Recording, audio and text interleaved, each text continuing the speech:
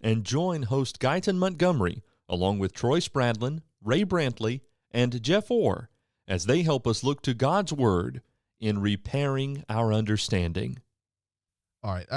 Troy, we've been on the subject, biblical leadership, elders' qualifications. Last week, we spent like the whole episode dealing with one word. We're going to do at least today. My intentions are we're going to do at least 2 verses, maybe 3. Okay. We'll see if it happens. It all depends on the words every single time, because some of them carry so much weight and so much more to them. And like last week on covetous, that's something every Christian has to do. Now, we're going to be very specific here, because while every man of God needs to be able to rule his house well, and it applies to more than just elders, it doesn't necessarily apply to every single Christian, because obviously it doesn't count about the women, right. And it doesn't necessarily apply to somebody that doesn't have children in the home. So it's a little bit more specific, and these verses go together, and so you kind of got to take them in a lump sum. Once we were recording last week, I was like, I don't want to go I don't want to jump into this, because we're going to need a full week to talk about. Well, that's one of the things I love about this series that we're doing. We've been talking about leadership, biblical leadership in the church now for many weeks, and it's because it's an important subject. It's one that I think we've gotten away from in some places. You see the evidence of that in some places. And so it's very important to fully understand. And I hope that what we're talking about and the way we're approaching this will be a service and benefit to members and churches around the world. Exactly. And so if you didn't get any or missed some of the previous episodes, encourage you, as always, go to our YouTube. You can actually go to our website. You can go to, let's see, Apple TV, Roku channel. I mean, there's so many options there, but look up NWF SBS. That's for Northwest Florida School of Biblical Studies. You not only find Repairing Our Understanding, but you can find other programs that we have as well, and learn more about the great work that we're engaged in here at the Northwest Florida School of Biblical Studies. All right, let's dive into this. All right. First Timothy chapter 3, verse 4, verse 5. One that ruleth well his own house, having his children in subjection with all gravity. And if you're just now joining us, we're talking about elders' qualifications. And it goes on in verse 5, for if a man know not how to rule his own house, how shall he take care of the church of God? Now I'm going to jump over, and I want to read Titus chapter 1, because it's a little bit different here. Because if you actually take 1 Timothy chapter 3 alone, you don't see the idea of faithful children that so many times is emphasized in the qualifications of elders. But that's found in Titus chapter 1. And it says, if any be blameless, the husband of one wife, having faithful children, not accused of riot or unruly. American Standard Version there, by the way, it says children that believe. And so it's a interesting, it seems kind of simple, maybe straightforward at first, but there's actually quite a bit that needs to be considered about this. All right. Now, one, I'm trying to think of how I want us to approach this, but let's just deal with the idea, ruleth well his own house, having his children in subjection with all gravity. Let's deal with, what about a plurality? That'd be a good place to start, because I'll tell you what, through the years, Troy, that has been one of those things that I've had some people get really upset about, because they're saying, well, he's got to have more than one child, because it says children in the plural. And just like when we were discussing the husband and one wife, there's some things that have to be considered and examined, because some people say, oh, that's real easy to understand too. But we talked about it. There are some nuances there. Yeah, that have to be considered. And on this children, for example, there's multiplicity found in singularity. Okay. Wait a minute. What did I just say? I know what you mean, but it sounds confusing. And so, for example, let me just start by saying this, that there are words that we use that have implication. They imply certain things. Like, for example, when we're talking about a group of Christians, and we know that, for example, all of us in this room, we're brothers. right? So we are brethren, correct?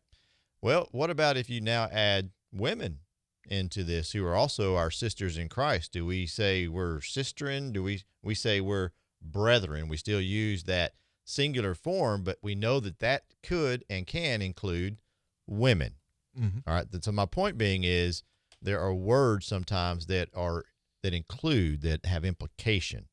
Well, it's the same way with this word when you talk about children. Mm-hmm.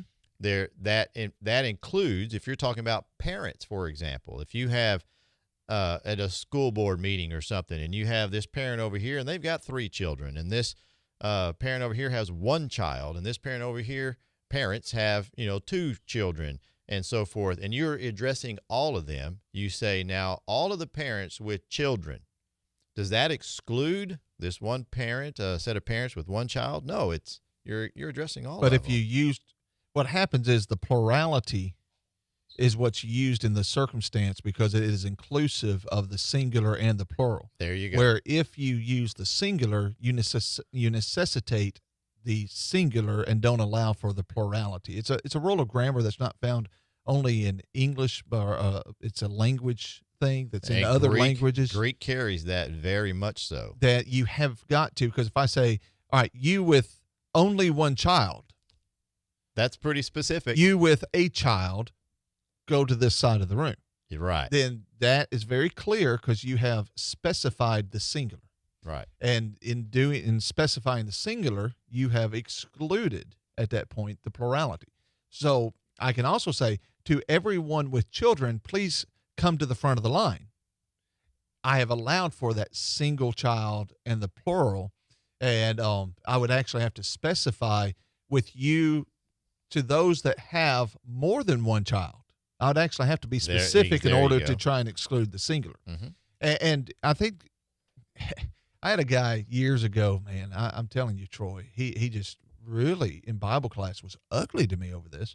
And I said, well, I said, it uses, I gave that explanation I just gave, and he says, yeah, but it's plural.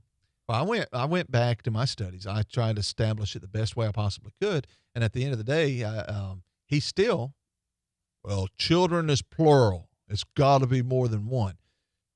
Let me show you this, because God inspired this, certainly. And he inspired all 66 books of the Bible. But here in the same book, we have this being used again. Go to chapter 5.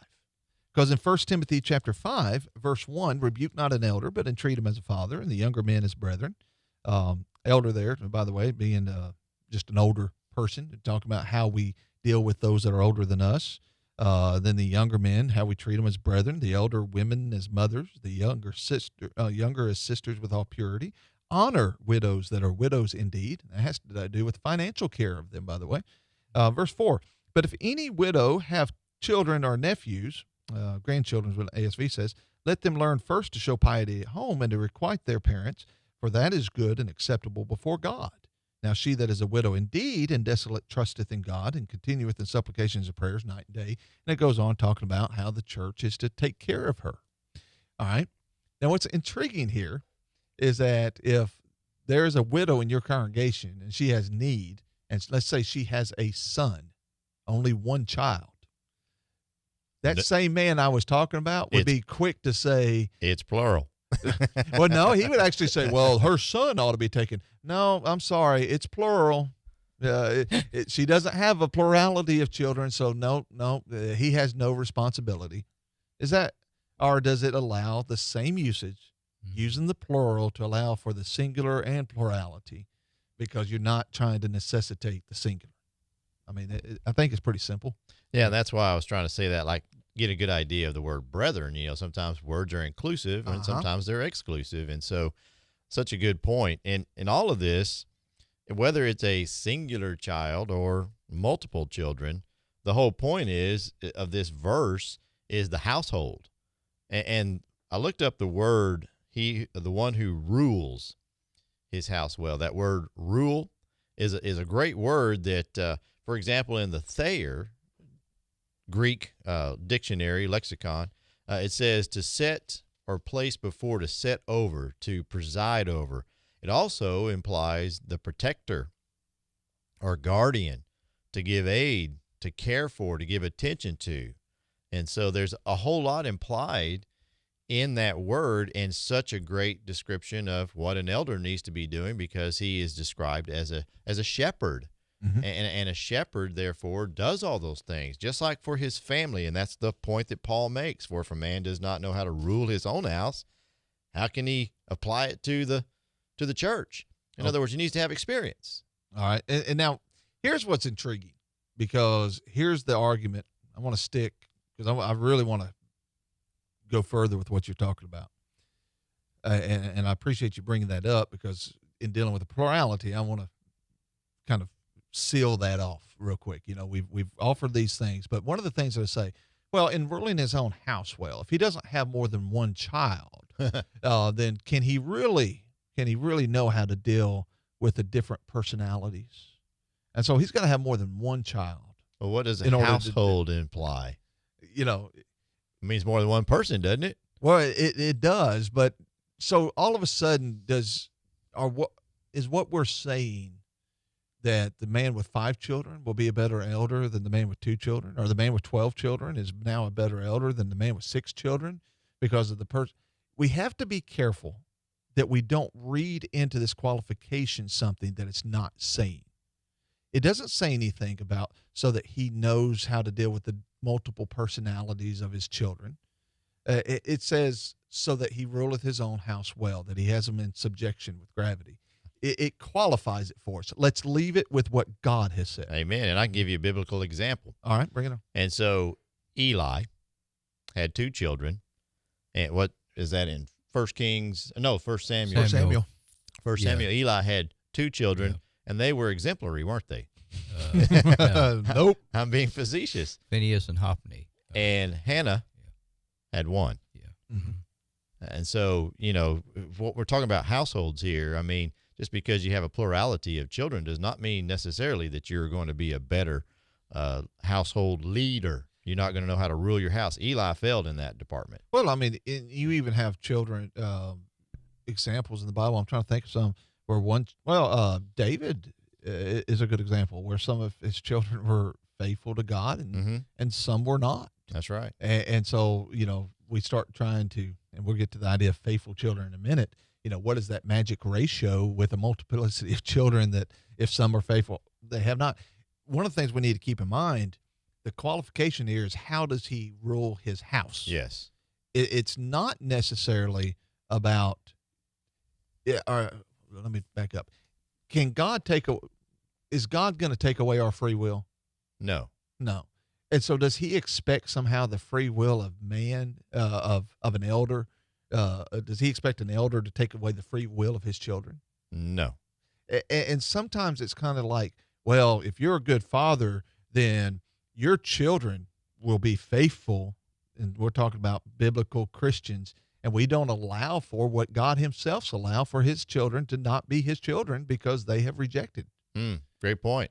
And so what it's about is, and this is so important in this, if you want to truly understand what the Bible's saying on it, it says, one that ruleth well his own house, having his children in subjection with all gravity. For if a man know not how to rule his own house, how shall he take care of the church of God? So his children in subjection. Yes. I think it's where you're going with that. There you go. And now, why is that significant? Because it comes down to authority. It comes down to this idea, again, of shepherding. Really, the father is the shepherd of his own flock in his own home. Yeah, let's go over there to Titus chapter 1 and look at that one, because it talks about children not accused of riot or unruly. It's that child, and we've all seen those children that you think, man, if I was that parent, I'll tell you what I would be doing. And you dread to see them come because they don't know how to make their child be quiet. They don't know how to make their child sit down. They don't know how to make their child not be riot or unruly. And that's what the scripture here says. And what are we talking about here? This another way of looking at this is the word influence. You know, what kind of influence does a father have over his children in those departments you were just talking about? It comes down to the fact that they know how to talk to their children.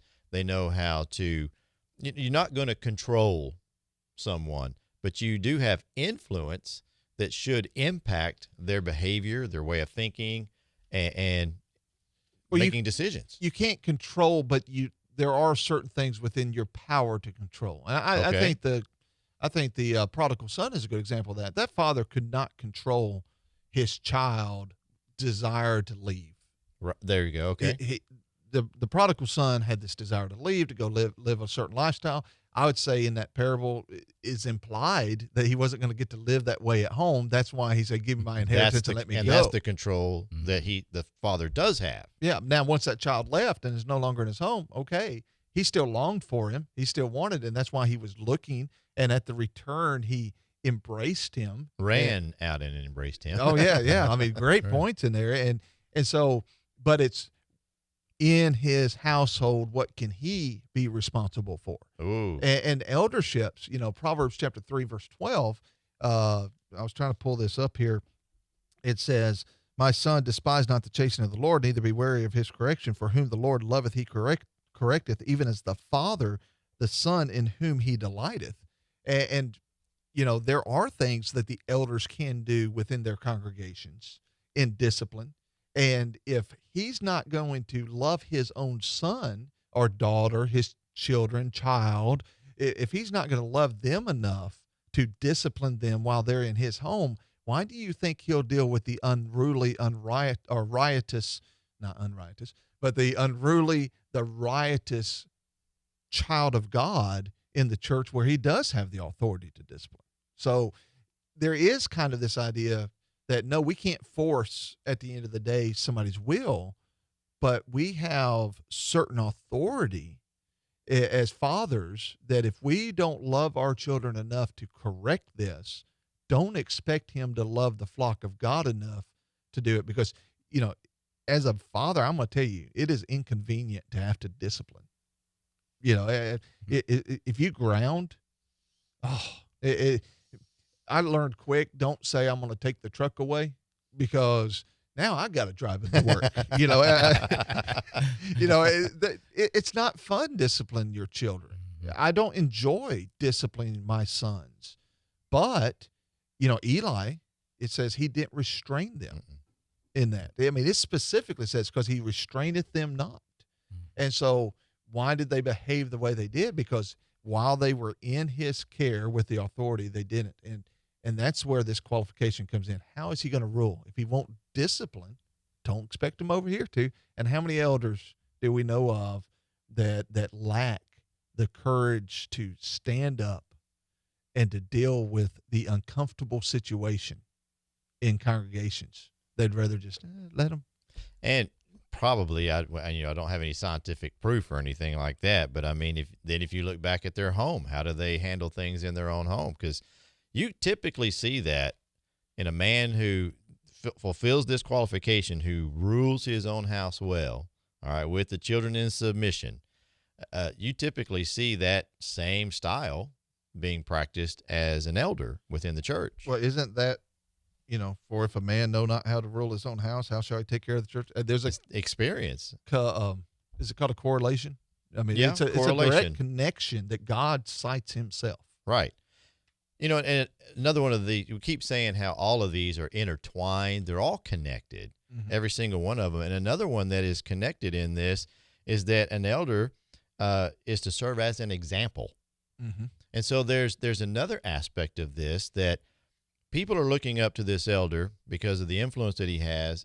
And if he's an example, young families should be able to look at him and see how he handles his household so that they can mimic that or see that. So does it mean that his children have never done anything wrong? See, that's the thing. Preachers' kids and elders' kids never do anything wrong. Well, of course, I'm a preacher's kid.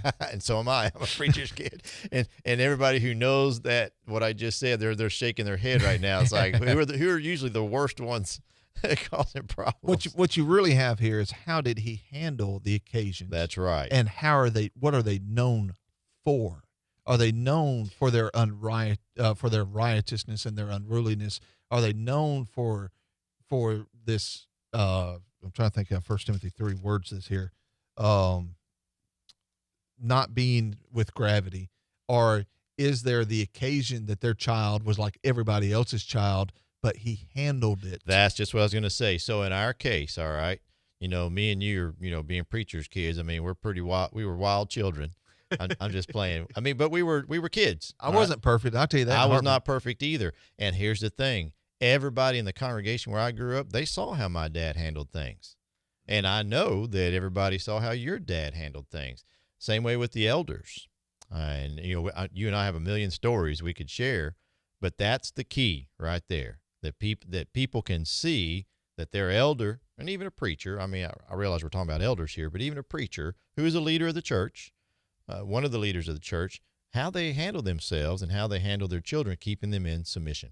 Rick, you want to chime in over here, bro? Of course I do. First off, agree with what you guys are saying. They're making some great points over there. Being a father yourself. Yeah, I haven't got to the driving aspect, but I don't look forward to that one. That's going to be one of the rough things. But what I was thinking about was when you were talking about discipline, and Troy was talking about how they always relate back to the other aspects of being an elder. Well, you have this ruling your own house well, and it comes with a discipline, and whether that's corporal punishment or timeouts or however parents want to do things nowadays, you have to discipline your child. You can't just allow them to go without any kind of discipline. But we all know that example where you have a father who he disciplines his child, and he'll say something along the lines of, son, you can't be smoking while you're in the house while he's got a pack of cigarettes in his pocket or something like that. And it goes back to the unrebukable one that we talked about before. If you're going to raise your child to not do X, you can't be doing that as well, because it would make you rebukable in their eyes. So they kind of tie together in the discipline of how you rule your own house well and have your children in subjection with all gravity, and the unrebukable aspect. I love how these just keep intertwining, like you said, back and forth with each other. And qualify that on the, in being unrebukable, it's about how has he exercised what he has had authority over. I think too many times we look at the child as being the qualifying factor rather than this being still a qualifying factor or a quality requirement of the father. It's not about the child, because look, sometimes, and we've all seen it, where if all we make this about is whether his children are Christians or not, which I don't necessarily agree with there, but if that's the way you interpret this, based upon the faithful in Titus chapter 1, we've really missed the point, because first and foremost, 1 Timothy in chapter 3, he doesn't even mention the idea about them being Christians. It has to do with their behavior and how the father handles the children. It's not until Paul writes to Titus that you see that word faithful being there. And I caution us on that word faithful, because there are examples of it being used in the Bible, like with the parable of the talents, that it doesn't have to do with the concept of being spiritual. It has to do with taking care of that which you've been entrusted with. And obedience. Obedience. Yeah. Thank you. That's really the word I should have used. It has to do with the idea of obedience. And by the way, that fits 1 Timothy 3. And all of this has to do with, does it involve the behavior of the kids? Sure, that they're not riotous, they're not unruly, but what is the father doing? How is he handling this? Going back to what I started to say, is that I've seen situations where children, despite the father, turned out to be Christians, and he was not ruling his house well during those days, but they ended up becoming Christians, and all of a sudden they look back and be like, well, hey, this man meets qualifications as an elder. and they've missed out. No. It's not about their children meeting qualifications. This is about him meeting the qualification of how he ruled his house. And sometimes some men have had their children turn out to be good in spite of what kind of man he was and how he ruled his house. Right. They turn out to be Josiah's. Yeah. Instead of some of the other ones, or instead of the Eli's sons. Yeah. They're good because they don't want to be like the old man. Well, that could be one reason. Yeah. It could be a whole host of things. Yeah. Maybe the mother Sometimes. was such a godly influence. That's right. And I've seen several occasions of this, and we need to be careful that we don't make it more about the child than we make it about the man, and how he ruled his house. Let's also make sure we emphasize there's another little aspect of this, and that is you're seeing the godly designed home. Mm-hmm. And so this man who is qualified to become a leader in the church also has a home, as in the way God set it up. Going back to Genesis chapter 2, verse 24, that a man should leave his mother and father and cling to his wife, and the two shall become one. And so this is a household. This is not because sometimes we can forget that we do live in a society that defines household differently. Mm-hmm. Go ahead and expound on that just a minute. As in, well, I don't know what more I can say about it. It's a household is not, for example, God designed them man and woman. Okay. All right. Not, the old phrase, what was it? Steve and something, I don't remember. Adam and Steve. It's Adam and Eve. There it is. Okay. So, I was making sure I was tracking where you're headed. I didn't want to take us a different direction because, and that is so important in these because it says husband of one wife, and the Bible gives us a definition of a wife. Once more intertwined, there it is. So you're talking about a household, and then he's going to bring up that, the husband of one wife. And so there's part of that household. This is all godly, divinely, what's the word I'm looking for? These are requirements that have been handed down through inspiration, and they match perfectly and are in harmony with the rest of the scriptures. And I think what we got to be careful of is that we don't start bringing worldly wisdom into these qualifications. Oh, good point. Yes. That suddenly we're sitting there saying, well, I gave the example earlier, a man with 12 kids is more qualified than the man with 2 kids. Right. Or, what it says here is the difference of personalities and how did he take that in? By the way, that household, I think you alluded to this earlier, has different personalities because the wife and the child, if it's a singular child. And, we don't, simply put, how does he handle his house? Is it in order? Is it controlled? Is it the household that everybody knows on the street for all the cops showing up, once a week? We know the riotous, unruly households in our neighborhood, even in congregations, where it's such a disshuffle that it is. I love the words that he uses: riotous and unruly. That's what it's talking about. Yeah, and I'm going to bring up the unpopular thing, and that is that you alluded to it a minute ago, the fact that it's a husband of one wife.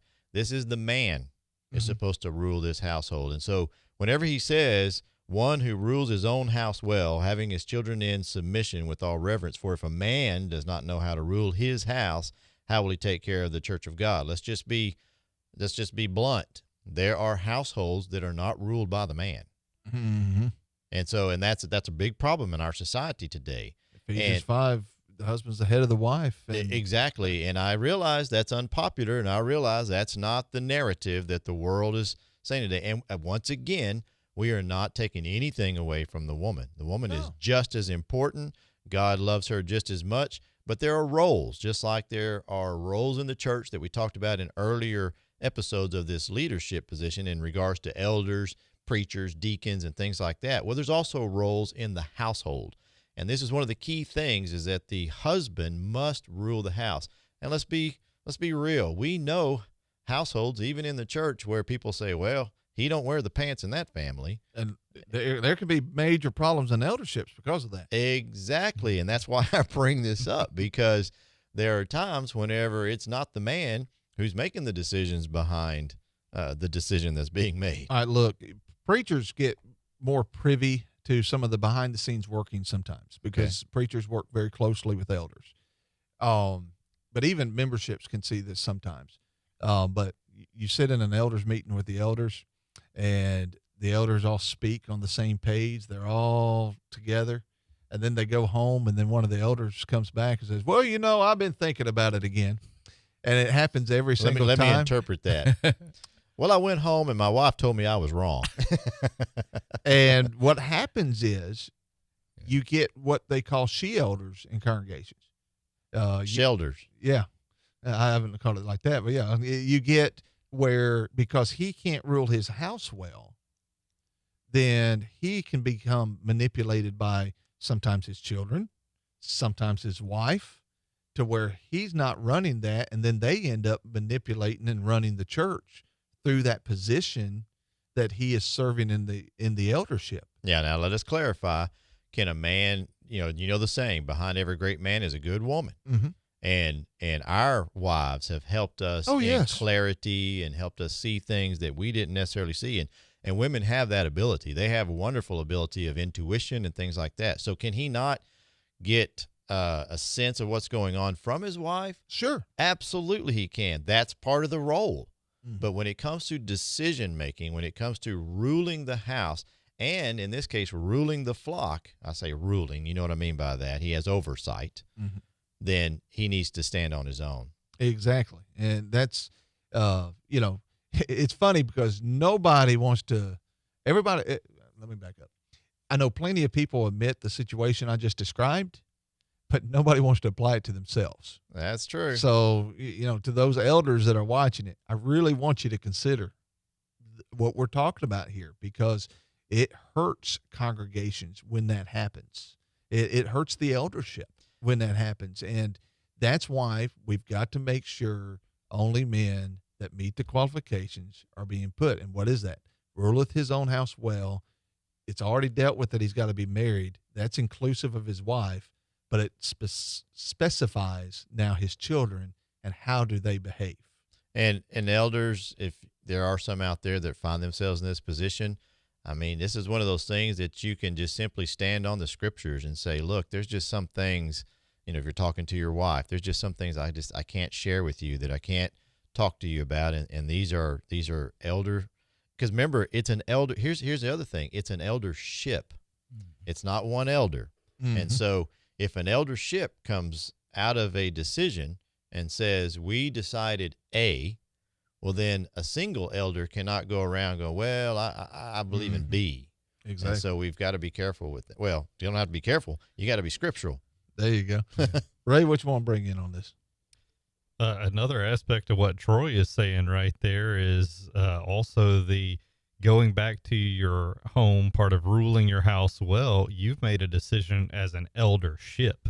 And even if you didn't 100% agree with that decision, if you now go home and start telling your wife or your kids that this is the decision that was made, but I didn't agree with it, you're now stirring up strife and conflict between your wife and your kids and the eldership and causing distrust on their part. And that's you not ruling your house well. That's you causing problems. And what does it say in the Bible? That God hates the one who causes division among the brethren. That's exactly what you're doing in that case. Proverbs 6 or 6. Yeah, Proverbs 6, 16 through 18 deals. What you got to add to this, Jeff? So's discord. Well, my dad was an elder for a long time. And one thing that I never remember him coming home and talking to Mom about what they talked about. And of course, my dad was kind of a closed personality, very reserved. And, I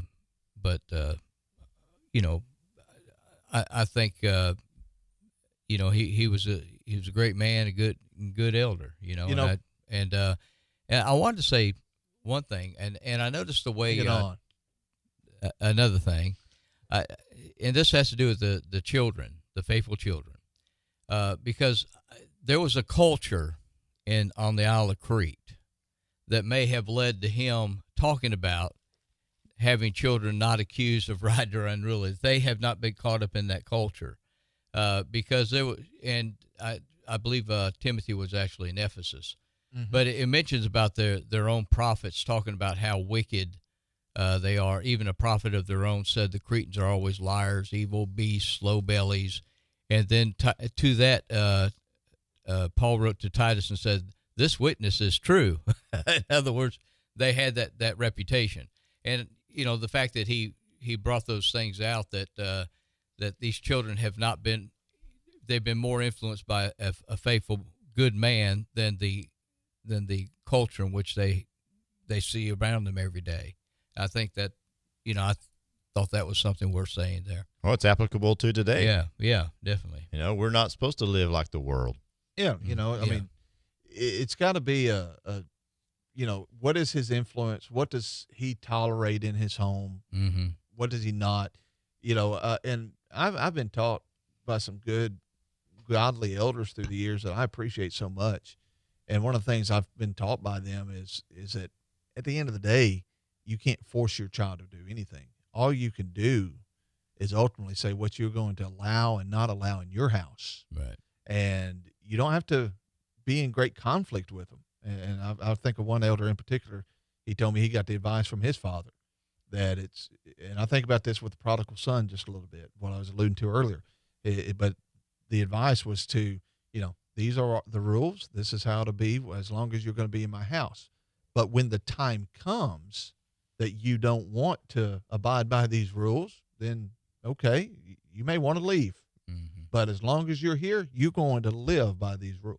Right. And I've always greatly, greatly appreciated that. Right. Now what about after children leave the home? And because does this qualification have to do with the child that's not in the home? So in other words, an elder that becomes qualified maybe years later, maybe he's an older man and he's being put forward before the congregation, and he has to fulfill this qualification, but all of his children they're adults. They have their own families. They're out of the house. Is that what you're referring to? Yeah. I mean, how does that apply? How does that apply? I mean, or how do we take this qualification at that point? I've seen a lot of people say, well, are they Christians today? As if that's the standard. And I don't believe that's what this passage talks about. This passage here is talking about him ruling his house. So whenever his children were under his roof, if I'm understanding what you're saying, when his children were under his roof, were they in subjection to him while he had control? As you just said, there is no control over the child, but the circumstances that he had control over, were they in subjection to him? That would be really the part that would need to be investigated. That's what I would say. Okay. How is he known? That based upon how it explains, because there's so many things that could happen beyond what is in his control. All right. And let me give you some examples of that.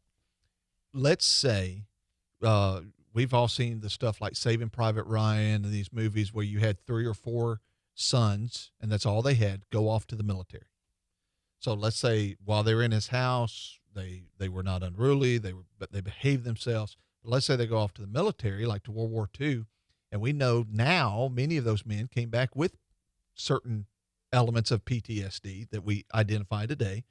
And let's say they come back and now they are drunk all the time because they saw these awful things that are there. Now, do not misunderstand. I'm not justifying the drunkenness. I'm actually using the drunkenness as a sin. Galatians chapter 5. Is that a result of the father's ruling his house well or not? Or does that have to do something that's beyond his control after his children left the house? Well, I think it brings in the principle that you see in Ezekiel chapter 18. Okay. In Ezekiel chapter 18, he talks about the fact that the father is not responsible for the sins of the child, of the son, and that the son is not responsible for the sins of the father, that each individual stands on their own whenever they are on their own. He's no longer a child under his father's rule there. And so Ezekiel is a great point of the fact that we have to answer for ourselves. This qualification has to do with the household. Mm-hmm. It has to do with what's happening under his. Now, if that same child, let's just go to the extreme here. Let's say he was still a minor and come back from a war. I know that this is ludicrous, but come back from a war with PTSD or something like that, and he's in the household of the father. Well, then the father does need to do something about it. Would that be true? I have teenage boys. Okay. So in theory, one of my sons, let's say he's drinking, and I know he's going out there and committing that sin. What am I doing about it? That's right. That's what it's going to come down to. That's what it comes down to. Do I continue to allow him to be with those friends? Do I sit him down and talk to him? Do I put a stop to that sin? Because, can I control my son whether he drinks and drives? Yep, I can control that because that's my truck. If I can't trust him, it's like I've told my children, if you behave in such a way I can't trust you, we'll have breathalyzer in my house. I've owned one when I was a cop. I can own another one. And I will be more than happy to take that little breathalyzer, and every time you walk in, walk out, if that's what I have to do. I'm fortunate I don't have to do that, but what am I doing? Because now I have control. I have authority. I have a way of handling my household to make sure that's not going on. You're not going to bring that into this home type deal. And I think this even could come to that adult child. You said minor, but what about that child that goes off and then he comes back in? And we've actually received this question on Have a Bible Question Live before about these grown children living with their mother, but this one is bringing drugs, and the mother, and in this application, this would be a father, enabling their child to continue in a sinful lifestyle, when if they're in your house, is there still control that you could have? We say age 18 today, but who says that? Right. That's a society decision there, because in ancient societies, they never left the house. A lot of times they were still under the subjection of their father for many years until they became married. And so if it's in your household going on, and that goes back to what I was saying earlier about, if a child does not want to respect the father, it could come to a time that you can say, that's fine, son, but you're not going to do that here.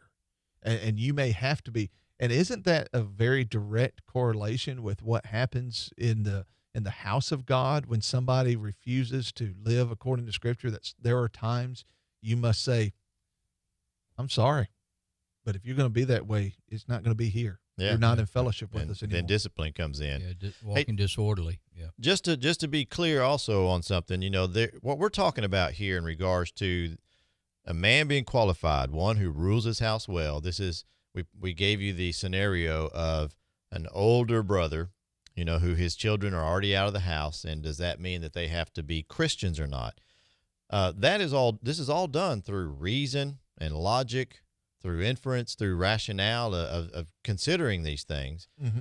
But we can't deny the fact that, if you do have an older brother who's being put forward to be an elder, and all of his children are Christians as adult, well, that's what we call the safe position.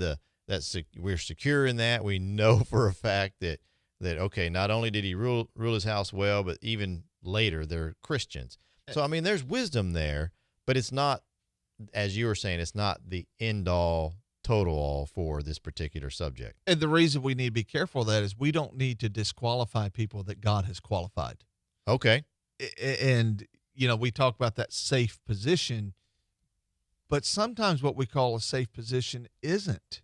If we are disqualifying men from an eldership that are qualified, and we're just saying, well, if all of his children were faithful to the Lord, because there are many qualified men that have an unfaithful child, that were in subjection under them when they lived with them, but now they're unfaithful in their adult life.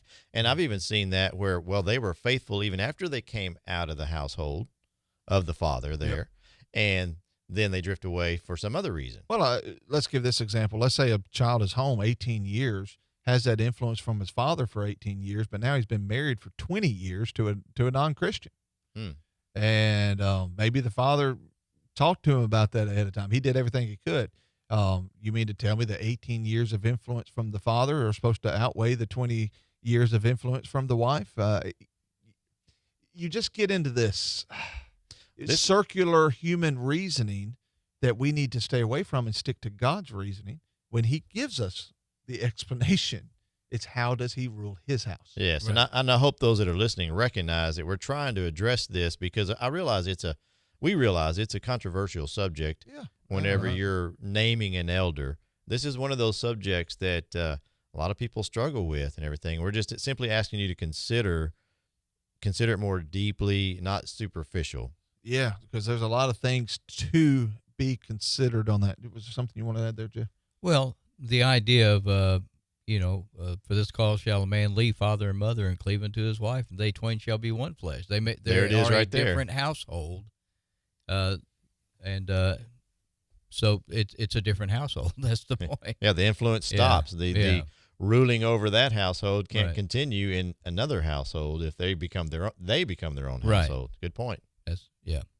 Well, Ray, what do you think? You've been kind of quiet over there. That's because you guys covered it all. Y'all have been doing a great job on this whole subject. Sorry, I'm not trying to leave you out. No.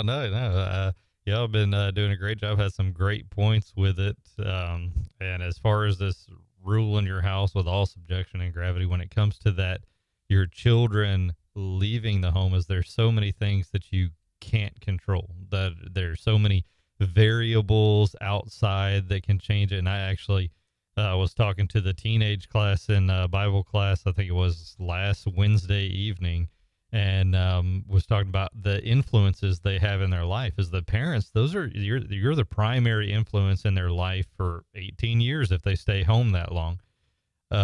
Maybe a little bit longer than that today, because some people just never want to leave the home nowadays. And but once you get past that, you have to where your influences are no longer going to be the father. It's now going to be the wife.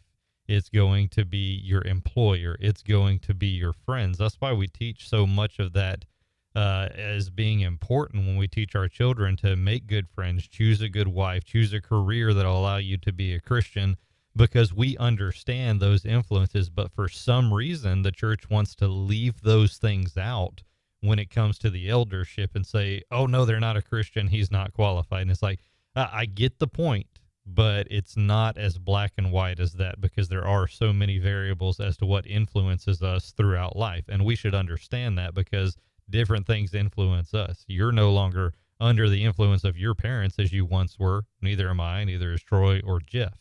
They had a great impact on us in life, but they're no longer our greatest influence.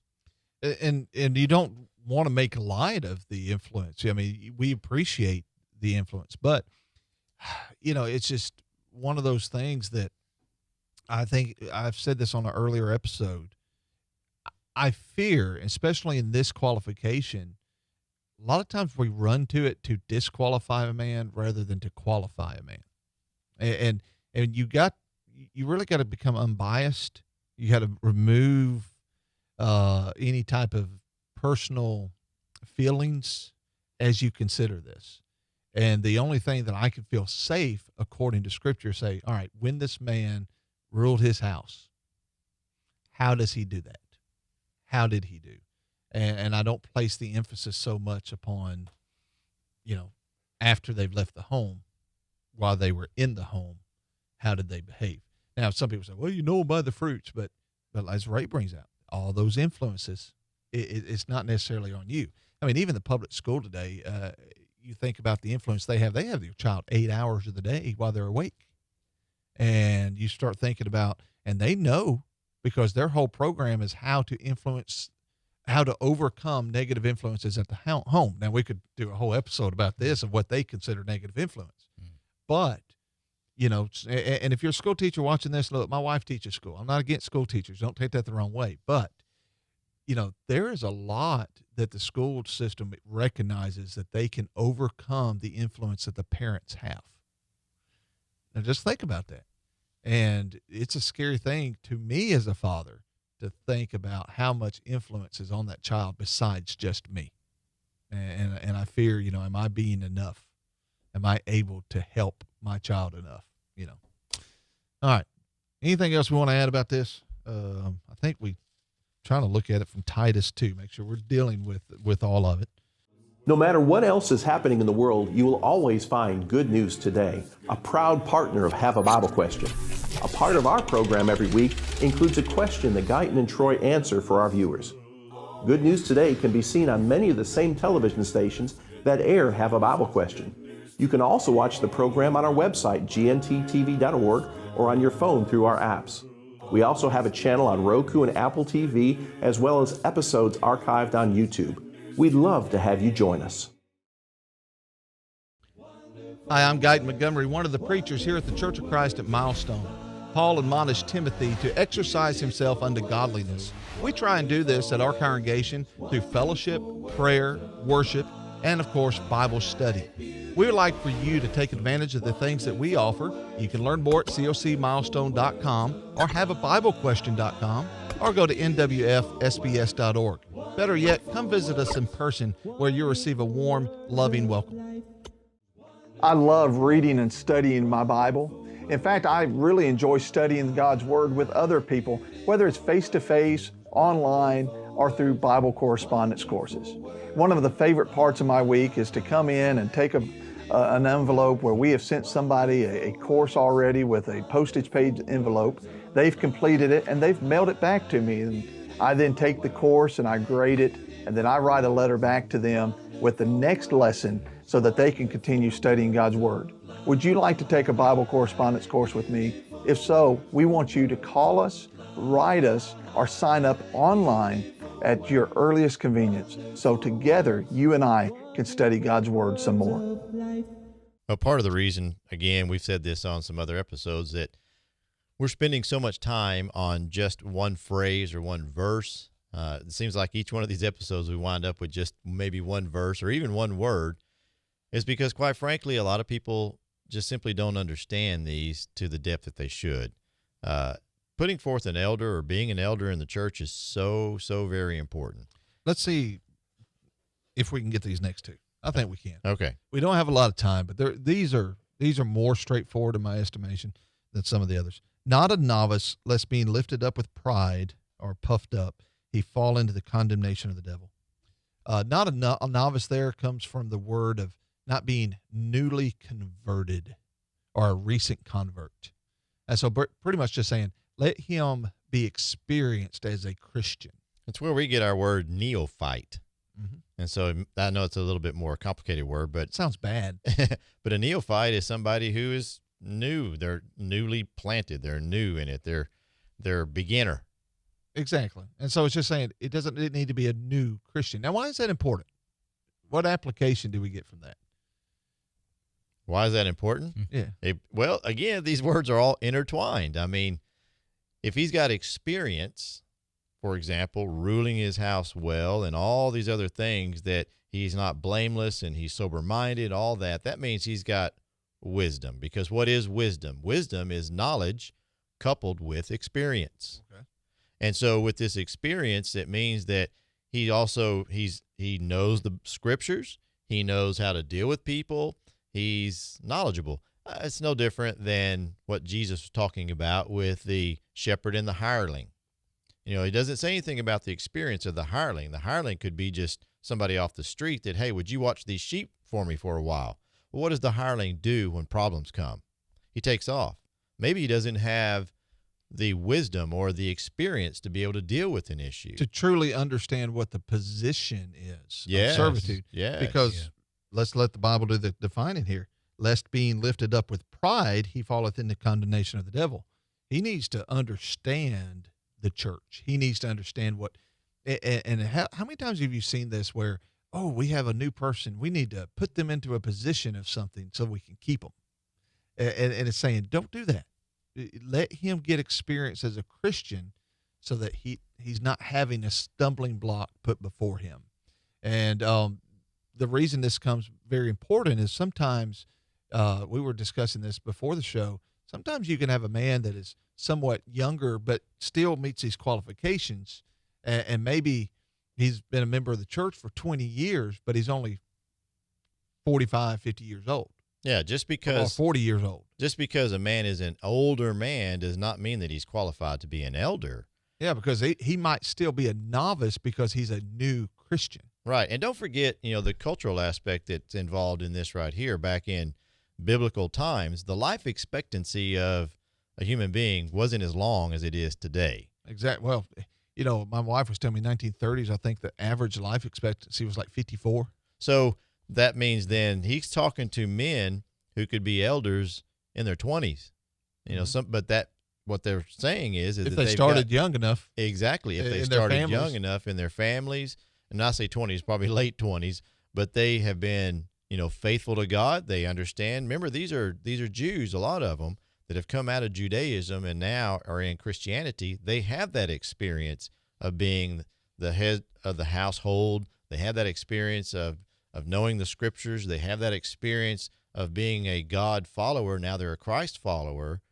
That's not a novice. And you have it being listed in Timothy here, I think is important too, because there's this warning given to Timothy several times about Jewish fables and the Jewish Christians coming in. And it would be very easy for them to just say, oh, here's this older man. He was a good Jew. Let's put him as an elder. And then all of a sudden that same patriarchal system of the Jewish and the pride, he's saying, let them be experienced as a Christian.